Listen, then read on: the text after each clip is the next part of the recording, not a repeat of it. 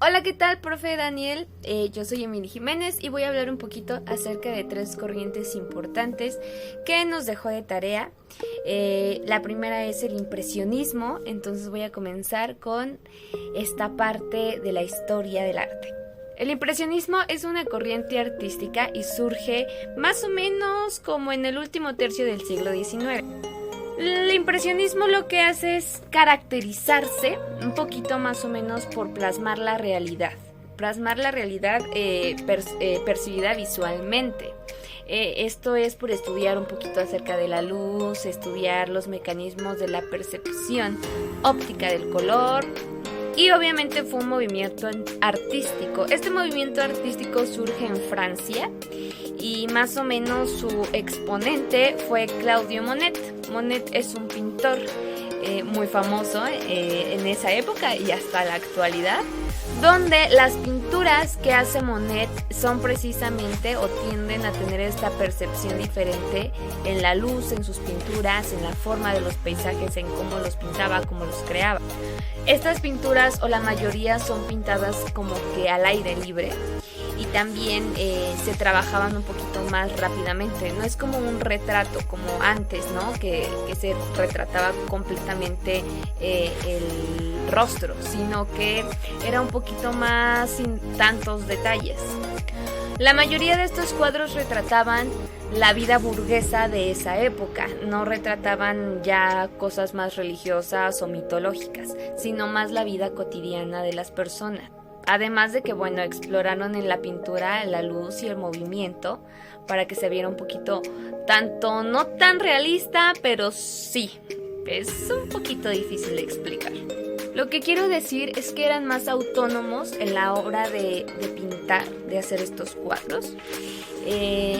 Yo aquí escribí un poquito para no perderme y explicarlo de una mejor manera. Y lo que escribí fue que esta visión del lenguaje plástico, del lenguaje en la pintura, no solamente daba un solo enfoque, sino daban tres enfoques. El primer enfoque fue el racionalista, que era del neoclasicismo. El segundo fue el emocional, que ya viene la parte del romanticismo. Y también el tercero fue la crítica social. Y esta crítica social se iba más al realismo. Entonces estas pinturas abarcaban estas tres partes muy importantes. Y esta tendencia artística no solamente fue en la parte de la pintura, sino también en la escultura, en la música y en la literatura. Voy a mencionar algunos artistas de ahorita del impresionismo que estoy hablando. El primero fue Monet, que fue el más importante. Renoir también es francés. Edgar Degas. Y aquí escribí uno más que muchos lo conocemos como Pizarro. Dentro de la música, en el impresionismo, me parece más que fue esta parte de música un poquito más suave, un poquito más sensualona, un poquito más, ¿qué podría decir? Trataba de reflejar una atmósfera más tranquila. Entre los autores músicos que tenemos está Debussy y otro es Maurice Ravel. Ellos hacían estas composiciones de esta forma. Lo que voy a tratar de dar a entender es que después del romanticismo el impresionismo da una corriente como que entre romántico, entre expresión de la crítica social política, entre un poquito la evolución de la pintura, ya vuelvo a repetir, no tan religiosa, no con temas mitológicos, sino ya más a una vida cotidiana. Se dan diferentes formas de pintar ahora, no solamente igual a detalles, sino ya un poquito más con luz. Recordemos que antes las pinturas, incluyendo las religiosas, eran muy oscuras y aquí ya no, aquí se da ya un contraste de luz diferente, un tono de movimiento diferente, tanto en la música, porque la música también quería reflejar lo mismo, como en la literatura. Después de esta corriente viene una muy importante que es el nacionalismo. Lo que quería el nacionalismo era erradicar un poquito, quitar un poquito esta parte del feudalismo y de la burguesía que antes existía, para hacer una nación un poquito más social, un poquito más política, neutra, por así decirlo. La expresión más dura de el nacionalismo se dio en el siglo XX. En esta parte vamos a entrar ya un poquito a la parte de Alemania, en la parte nazi, o un poquito en el fascismo en Italia. Lamentablemente el nacionalismo dio un poquito así de origen a esta parte nazi, dio un poquito pues este orgullo nacionalista, esta parte como de ocupar un lugar preferencial en la nación. Y salieron tanto cosas malas que ya sabemos, pero vamos a ver lo positivo de esta parte. Dentro de la pintura nacionalista creo que la podemos ver más reflejada aquí en México. Y me refiero a esto porque la pintura nacionalista muestra todas estas guerras, todas estas partes para mejorar la política del país. Voy a ponerlo así. Hay un cuadro precisamente que en este momento, miren, se me va de repente los cables. Pero hay un cuadro de Miguel Hidalgo y Costilla tomando el estandarte y me parece que es un mural muy grande. Eso es un cuadro nacionalista, refleja un ideal político y social, en el cual se hace una batalla para tener precisamente este ideal. Me refiero igual a los nazis precisamente por este ideal que tenía Adolf Hitler.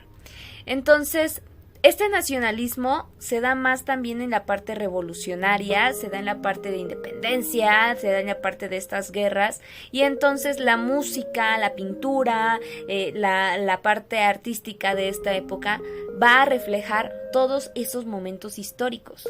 Voy a mencionar pues a un muralista muy importante de México, que es Diego Rivera, que precisamente varios de sus cuadros muestran un poquito de cómo era aquí la parte social de México, cómo se transformó la política, cómo había que buscar precisamente esta parte nacional que bueno, se expresa precisamente en los murales, ¿no? En la pintura creo que fue lo más importante, obviamente la literatura también. Y en la música estas corrientes van trascendiendo. Ahorita voy a hablar ahora de un tema que es el postromanticismo, que creo que es uno de mis temas favoritos. El romanticismo me encanta, pero el postromanticismo es muy interesante.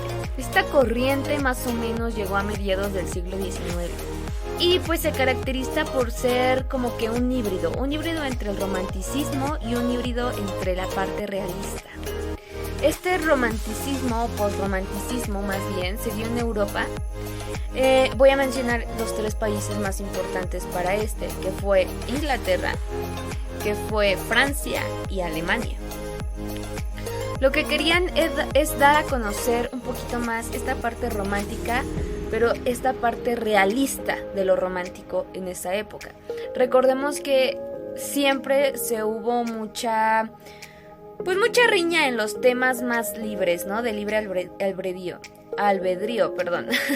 Y entonces estas corrientes posrománticas querían dar a conocer lo que realmente era lo romántico, no solamente una versión mitológica, sino la realidad. Hubieron muchos géneros artísticos, entre ellos el teatro, las novelas, pero creo que una muy importante fue la poesía.